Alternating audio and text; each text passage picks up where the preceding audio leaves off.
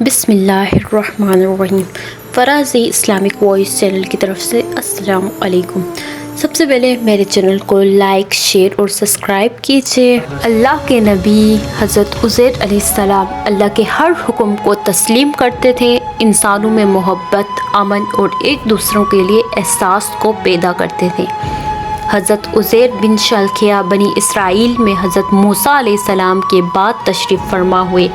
آپ تورات کے حافظ اور لوگوں کو اللہ کے اصول سمجھایا کرتے تھے۔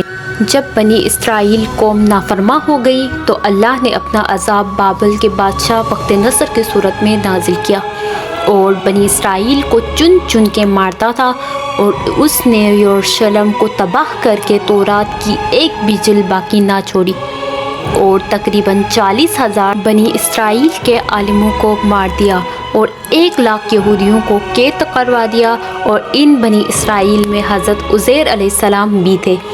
بس ایک دن اللہ نے معجزے سے اپنے نبی حضرت عزیر علیہ السلام کو ان کی قید سے رہا کروایا۔ آپ رہائی کے بعد یروشلم آتے ہیں اور دیکھتے ہیں کہ پورا یروشلم ویران اور لوگوں کی قبریں بنی ہوئی ہیں۔ آپ کی آنکھوں سے آنسو رواں ہوتے ہیں اور اللہ سے فرماتے ہیں کہ اے اللہ، اب یہ لوگ تو کیسے زندہ کرے گا اور اس ویران شہر کو تو کیسے آباد کرے گا؟ یہ کہہ کے آپ نے دیکھا کہ وہاں کچھ میوہ دار درخت موجود ہیں۔ آپ وہ پھل کھاتے ہیں، انگور کا رس پیتے ہیں اور کچھ پھل اپنے پاس محفوظ کرتے ہیں، اور آپ کے ساتھ آپ کا گدھا بھی تھا جس میں سوار ہو کے آپ یروشلم تک پہنچتے تھے۔ آپ نے اپنے گدھے کو ایک مضبوط رسی سے باندھ دیا اور ایک درخت کے نیچے آرام کرنے لگے۔ اس وقت آپ کی عمر مبارک تقریباً 40 سال کی تھی۔ اتنی دیر میں اللہ نے موت کے فرشتے کو حکم دیا کہ جاؤ عزیر کی روح قبض کر دو۔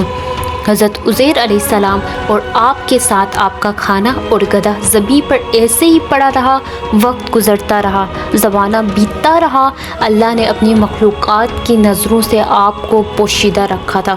تقریباً 70 سال کے بعد فارس کا ایک بادشاہ یروشلم کی طرف آتا ہے اور اس کو آباد کرنے لگتا ہے، اور اس کو دیکھ کر بنی اسرائیل کے وہ لوگ جو وقت نصر کے حملے کے بعد ادھر ادھر بھٹک گئے تھے، سب آ کر یروشلم رہنے لگے، اور نئے نئے باغات اور عمارتیں بنائی گئی اور اس شہر کو پھر سے آباد کیا گیا، پہلے سے زیادہ خوبصورت بنایا گیا۔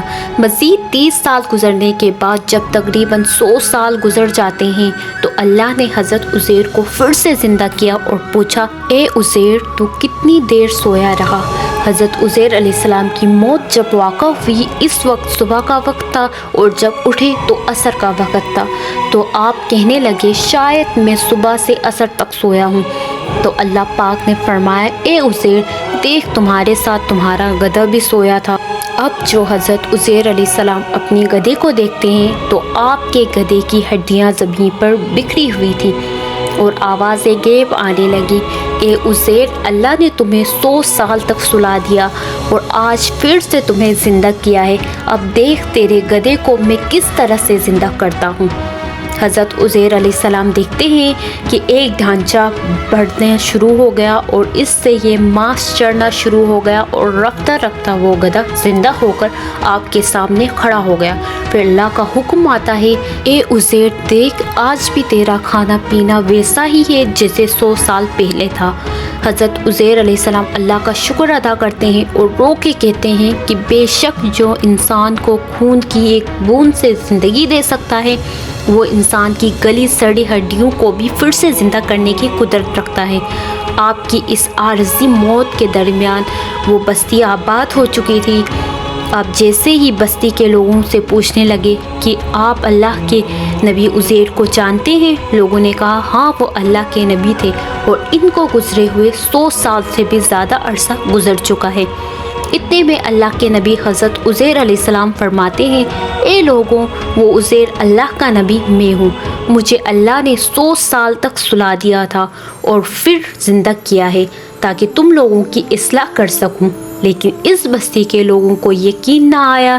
اس بستی میں ایک بوڑھی عورت رہتی تھی جس کی عمر تقریباً 120 سال کی تھی، وہ تمام کے تمام لوگ اس عورت کو لے کے آئے اور پوچھنے لگے کہ جو حضرت عزیر علیہ السلام کے واقعات آپ ہمیں سناتی تھی، آپ ہمیں ابھی حضرت عزیر علیہ السلام کی نشانیاں بتائیں۔